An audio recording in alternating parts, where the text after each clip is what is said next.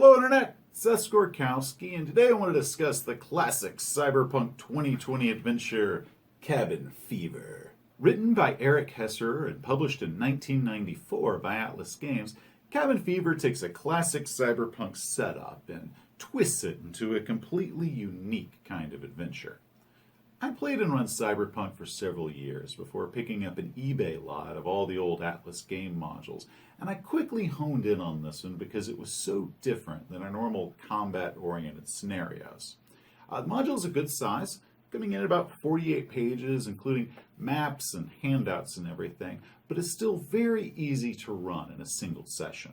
The adventure takes place in Night City and involves two of the world's more notorious megacorps. The PCs are contacted by a local fixer named Silver Shark, operating along the East Marina district. Shark is a last-minute but good-paying heist job and assembles this team. This makes it a perfect introduction for new characters meeting each other for the first time. A petrochem cargo ship named the Arabia's Wish will be anchored that night just off the Pier 3 Paradise seen here on the Night City map. The PCs are to sneak aboard and steal a crate of the ship's cargo without being noticed and bring it back to the Paradise Lost bar where Shark will be waiting. Since Shark doesn't know how big the crate is, he advises that the PCs video record the job. That way they can at least prove to their unknown client if the crates were too big for them to move or if the crates weren't even there at all. Oh yeah, sure, let's just record ourselves doing the crime. What could possibly go wrong with that? Shark provides the PCs with a map of the Arabia's Wish and a boat driver named Ariel who will carry them to and from the ship. Weather says it'll be foggy that night, so chances of being seen are reduced. Once the PCs agree to the job, they'll want to provision up. Oh yeah, we're gonna need grapple guns and silences, maybe some of those suction cup thingies, maybe some cyber eyes while we're at it. We got stuff we gotta buy. Thankfully, the PCs only have 6.5 hours to get all of their prep done, so they can't go too crazy with the shopping spree. Yeah, there was a bit of a line at the Malorian Arms store, so I picked this up out of a vending machine, so I guess it'll work. Then, that night, once the players arrive, that's when they're gonna... Whoa! Spoilers, man! Oh, yeah, thanks. Okay, from here on out, I'm going to be laying out the spoilers, so consider yourselves warned. Now, any gamers that might want to play this module, I suggest that you stop now, but tell your GM to check this out to see if Cabin Fever might be a good fit for your campaign. So you think it's safe to say that the players stopped watching? Oh yeah, totally. They absolutely stopped watching. The key to this portion of the module is the mood. Get the PCs good and paranoid. Describe the fog and mention any possible witnesses that might be lingering around the pier. Get them completely focused on the job at hand. That way, once their ship arrives at the Ariel's Wish, they will be completely surprised when the ship explodes into a ball of fire. Wait, what? The freaking ship explodes? Not only that, but then the PC's boat is damaged and poisonous acid gas starts billowing from the wreckage. The players at this point have two options. One, they can flee for their lives. Or two, they can get dissolved by hydrofluoric acid. Yeah, I don't really see that as a choice. Not really. This moment is the hardest portion to run in the entire module. Not only do the PCs have to escape the wall of flesh-melting acid gas, but you have to get them inside the Paradise Lost bar. The other businesses are closed for the night, and their steel shutters are strong enough to keep any thieving booster gangs away, so there's no way that the players are going to be able to get inside of those in time. Any vehicles that the PCs might have parked along the pier can be destroyed by any flying shrapnel and rendered useless. However, the alleys on either side are still problematic. There's two options that you have. First, the Harbor Patrol will see the explosion and they're going to assume this is terrorists. From a flying AV, they're going to order any fleeing punks to stop. Have some other guys there who are just sort of hanging out. They try to run but are mowed down by the AV's minigun. Then, the minigun swivels towards the PCs and tells them to stop, and hopefully the PCs will take that moment to turn around and go back into the Paradise Lost bar. Option number two is have the acid cloud coming out of the ship sort of go up and mushroom down, sort of encasing the PCs between two walls of acid gas. Then as those walls start closing in, that leaves the PCs with no other choice but to go inside the bar. Whatever you choose, the players will try everything they can to escape, and players don't feel like they're being corralled, so try to make the fact that they have no choice but to enter the bar feel natural, and don't let them know that they didn't actually have a choice to begin with. This portion here is my only real complaint about the module. Once the PCs enter the bar, you're solid.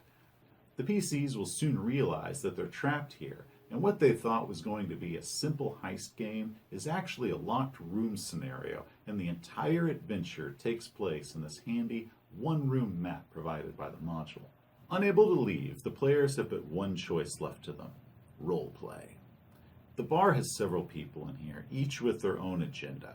One of those characters is Simon Carmichael, a Petrochem employee who knows what was on the ship and quickly calls his boss to tell them that the perpetrators are in the bar with them.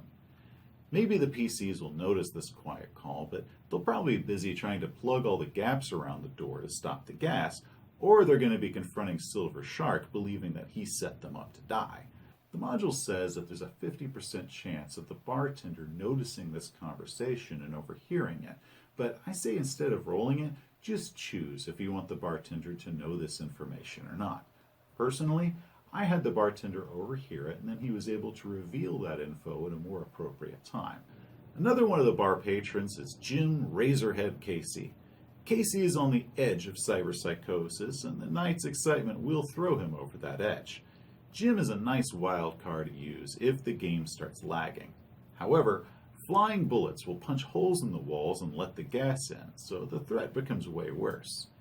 If the players try to use the phone, they'll have a few minutes before Petrochem pulls some strings and has all the phone lines in the affected area cut. Holy crap, is that a phone book? I haven't seen one of those bad boys in years. The PCs will have to slowly figure out that they're pawns in a corporate game. They can get information from watching Net54, which is of course covering the spill and letting everyone know just how bad this is.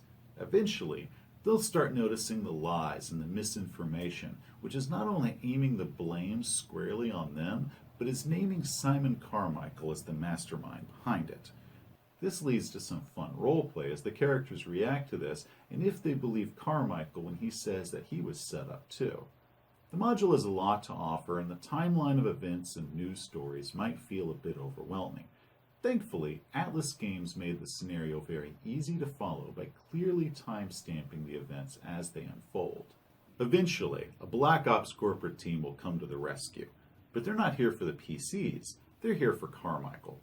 These solos are the only way out of this situation, and the key to the player's success is through good role-playing. One of the best negotiating tools that the players can have is if they followed Silver Shark's advice and they recorded themselves doing the job when the ship exploded. But then, before everyone can escape onto the AV, a Petrochem hit squad and hazmat shoots up and gives us a wonderful shootout finale. Once the PCs are safely away, the module offers a few ideas as to what might happen next.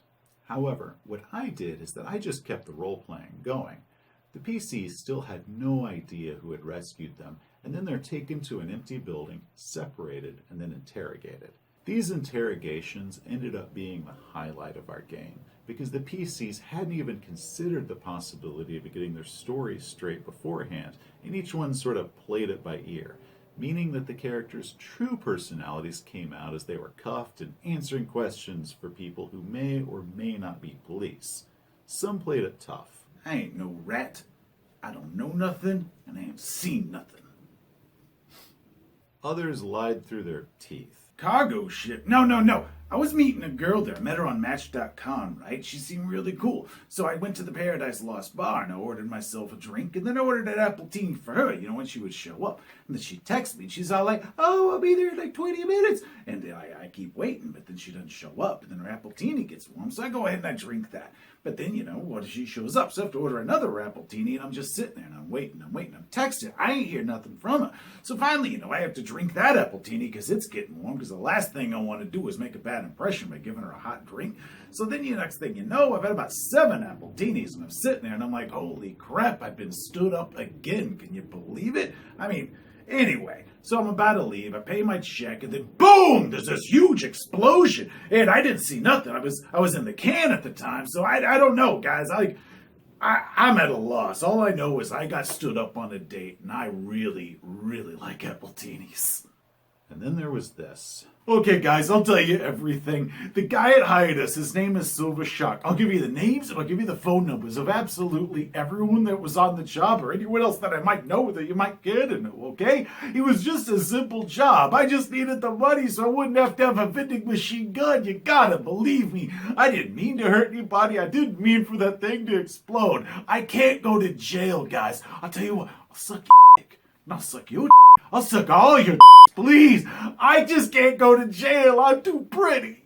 All in all, Cabin Fever was a great adventure. It offered a classic heist setup and then ambushed it into something entirely different. It kept the players on their toes, and being the first adventure for new characters really cemented their personalities with memorable stories. Sadly, the module is out of print, so you'll need to hunt for it on eBay or other places in order to find a used copy. Hopefully Atlas Games will re-release it as a PDF via Drive-Thru RPG or similar platform because it's a solid adventure and I highly recommend it. Hey, thanks for watching.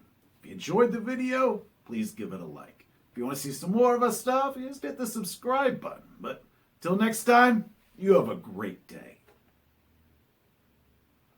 So, you're gonna let me out of these now? Please?